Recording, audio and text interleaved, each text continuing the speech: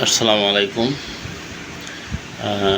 আমি মূলত রিল বানাই না, কিন্তু আসলে একটা বিষয় ইদানিং লক্ষ্য করছি। কিছু কিছু হিন্দু, মানে ওরা তো নেশা, 90% হিন্দুরাই নেশা করে। ধর্মের যে নিষেধাজ্ঞা নেই, নেশার সাথে ওদের সম্পৃক্ততা। তো কিছু কিছু আছে একেবারে নাদান শ্রেণী, থার্ড ক্লাস, জঘন্য শ্রেণী। তারা মানে পৃথিবীর কোনো ভালো দিক তো জানেই না, সমস্ত উল্টোপাল্টা সংবাদ যা শোনে তাই প্রচার করে বেড়ায়, বিদ্বেষমূলক কথাবার্তা ছড়ায়, হিংসাত্মক অনেক বাজে কথাবার্তা বলে মুসলিম সম্প্রদায় নিয়ে। মুসলিমরা যে একেবারে ধোয়া তুলসী পাতা এমন কথা আমি বলছি না।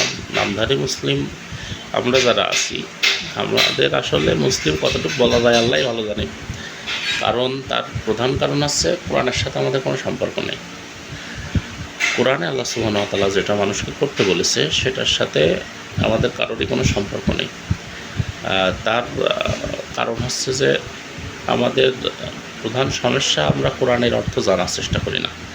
কোরআনে আল্লাহ সুবহানাহু ওয়া তাআলা মানুষকে কী মেসেজ দিয়েছে সেটা আমরা জানার চেষ্টাই করি না। হুজুররা যা বলে দেয় তাই।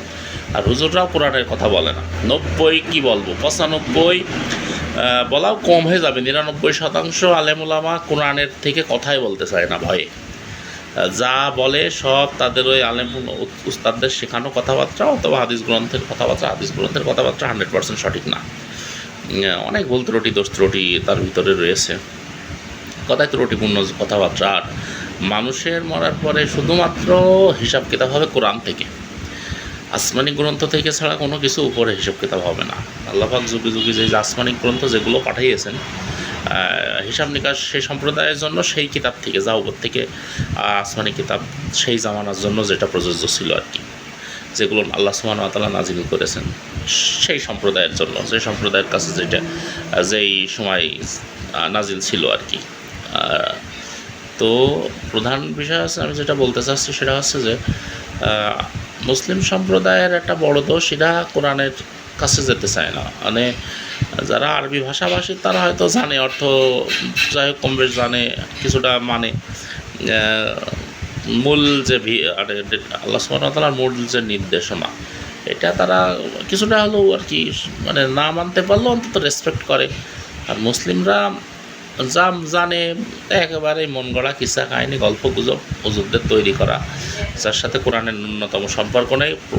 আমি যে কোরআনের সমস্ত বিষয়ে খুবই পারদর্শী কথা বলছি না, কিন্তু আমি যতটুকু পড়ছি, আল্লাহ সুবহানাহু ওয়া তাআলা যতটুকু আমার জানার তৌফিক দান করছেন, তাতে এতটুকু বুঝেছি কোরআন থেকে যে আল্লাহ সুবহানাহু ওয়া তাআলার মানুষের জন্য এই কিতাবটা নাজিল করেছেন। মানুষ কিভাবে চলবে, কিভাবে তার জীবন পরিচালনা করবে, মানে এক কথায় মুসলিম একটা নাম। ইসলাম কোনো ধর্ম না, ইসলাম একটা জীবন ব্যবস্থা। মানব জাতির মুক্তির পথের নামই হচ্ছে ইসলাম। এটাকে ওই গতানুগতিক অন্যান্য ধর্মের সাথে গুলিয়ে ফেলায় আমাদের সমাজের নামধারী কিছু লোক। এর জন্য হুজুররা দায়ী আমি মনে করি। তার কারণ হচ্ছে যে হুজুরদের একটা সম্প্রদায় আছে যেটা মানুষের মাথায় কাঁঠাল ভেঙে খায়, সাধারণ মানুষের মাথায়। যাই হোক, এরা মূল আদেশ নির্দেশনা থেকে মানুষকে দূরে রাখে, আর নিজেদের একটা মতের উপর মানুষকে বন্দি করে রাখে, যেটার সাথে কোরআনের কোনো সম্পর্ক নেই।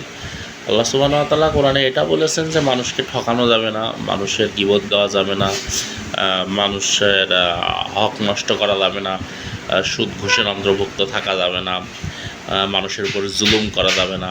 মানে এক কথায় প্রধান কথা, আল্লাহ সুবহানাহু ওয়া তাআলার কোরআনের প্রধান কথাই হচ্ছে মানব সংক্রান্ত। আল্লাহ সুবহানাহু ওয়া তাআলা তার নিজের জন্য কিছুই চাননি, সব কিছুই মানুষের জন্য। আল্লাহ সুবহানাহু ওয়া তাআলা বলেছে, আমার কাছে আমাকে খুশি করার জন্য খুশি করতে হলে আগে মানুষের সেবা করে আসতে হবে। এক কথায় অসহায়কে সাহায্য করো, এতিমকে সাহায্য করো, এতিমকে দান করো, মিসকিনকে খাবার দাও। কোরআনের A to Z এভরিথিং, সমস্ত জায়গায় পুরো কোরআন জুড়েই আমি যতটুকু আল্লাহ সুবহানাহু ওয়া তাআলা পড়ার তৌফিক দান করছে বা যতটুকু জানার তৌফিক দান করছে, তাতে আমি এর বাইরে আর তেমন কিছু পাইনি এক কথায়। আর এই যে যুদ্ধ বিগ্রহ, জিহাদ সংক্রান্ত যে সমস্ত বিষয়, তাও মানুষ কেন্দ্রিক। একটা সম্প্রদায় যদি আর একটা সম্প্রদায়ের উপরে জোরপূর্বক হস্তক্ষেপ চালায় বা রক্তপাত চালায়, সেক্ষেত্রে ন্যায়ের জন্য যে যুদ্ধের অনুমতি ইসলামে আছে আর কি, এটাও মুসলিম মানে মানবদের রক্ষার জন্য আর কি, মানে অন্যায় অবিচারের বিরুদ্ধে লড়ার যে অনুমতি ইসলামে দিয়েছে, আরবিতে যেটাকে জিহাদ বলে আর কি কোরআনের ভাষায়, তো এটাও মানুষের জন্য। যে কোনো সম্প্রদায়ের উপরে জুলুম হচ্ছে, সে যাই হোক না কেন, মুসলিম বা অন্য যে কোনো অবলম্বী মানুষের উপরে যদি অন্যায়ভাবে জুলুম নির্যাতন হয়, তো তার পক্ষে এক শ্রেণীর মানুষকে দাঁড়াতে হবে, সেটাকেই জিহাদ বলা হয় আর কি। যেটা কোরআনের নির্দেশ অনুপাতে যে অন্যায় অবিচারের বিরুদ্ধে ন্যায়ের যুদ্ধ আর কি। আল্লাহ সুবহানাহু ওয়া তাআলা এমনকি এটাও বলেছে যে যুদ্ধক্ষেত্রে যদি নারী, শিশু, বৃদ্ধ, তাদেরকে নিরাপদ স্থানে পৌঁছে দেওয়ার দায়িত্ব তোমাদের।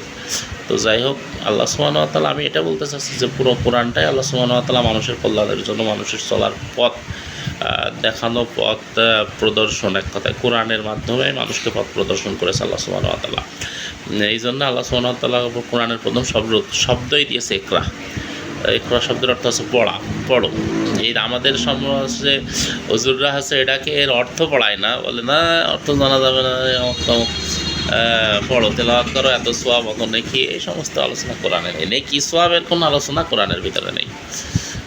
কোরআনে ডিরেকশন দেওয়া আছে ডাইরেক্ট, যে এই কাজ করবা, এই কাজ করবা না, একদম সাফ হিসেব কিতাব।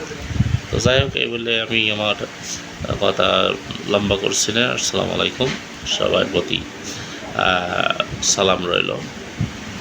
ভালো থাকুন, আল্লাহ পাক সবাইকে ভালো রাখুন। আমি